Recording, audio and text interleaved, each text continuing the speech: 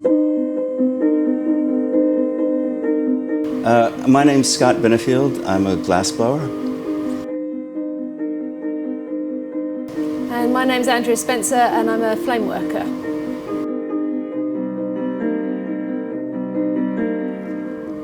All the work that I've made for the last 20 years has been kind of in the tradition of Venetian glass blowing, which is made on the island of Murano in Venice.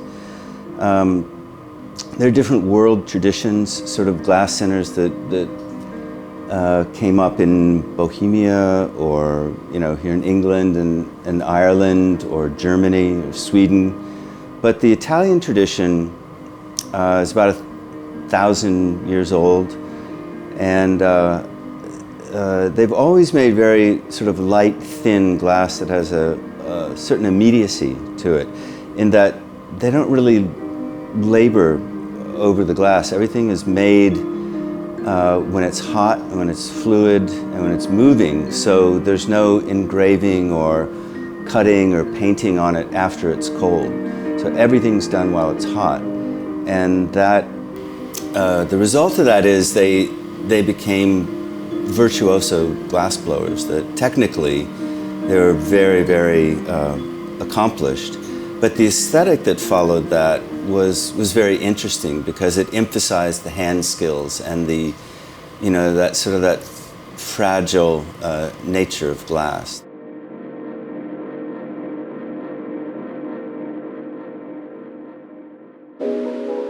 Originally, I started out in architectural glass when I studied in Edinburgh College of Art and Architectural Glass, and then when I moved over here and started working in glass, it was a few years before I got interested in flameworking, and really I got interested in that because I was traveling with Scott in America, and he was teaching, and there was an opportunity for me to take a class in flameworking.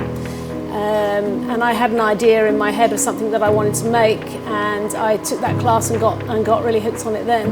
And so the kind of work that I make in flameworking is quite detailed and delicate kind of work, and it's very organic in its forms. I'm interested in natural forms and inspired a lot by nature, and flameworking is a perfect medium for that, because you're working almost with your fingertips, very closely with the glass in the flame,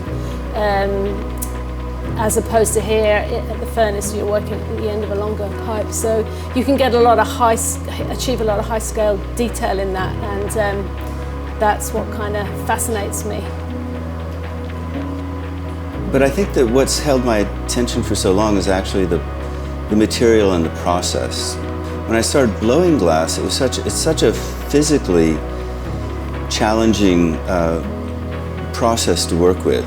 And not in the sense that it takes a lot of strength, but it takes a lot of attention, because the glass is always changing its state. It's going from a liquid in the furnace to slowly becoming a solid as it cools down, and then it heats up again. And you can't put it down and have a think about it. You have to stay very much attached to what's going on right at that moment and make decisions. So that's what's rewarding, to challenge yourself, to get better, to understand it in a different way. And that's a big part of it. And I think anybody who works with hot glass would say the same thing. Yeah, the reason I do this is because of the endless fascination with working with the material.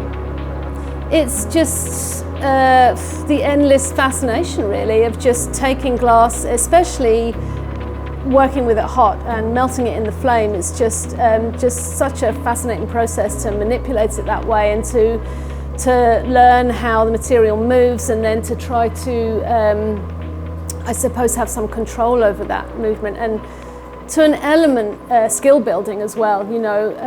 I wouldn't say that my work is necessarily skill focused, but I am interested also in periods of developing skills that help to improve and have more control over the material. So I think it's just that endless quest for learning and mastering a material.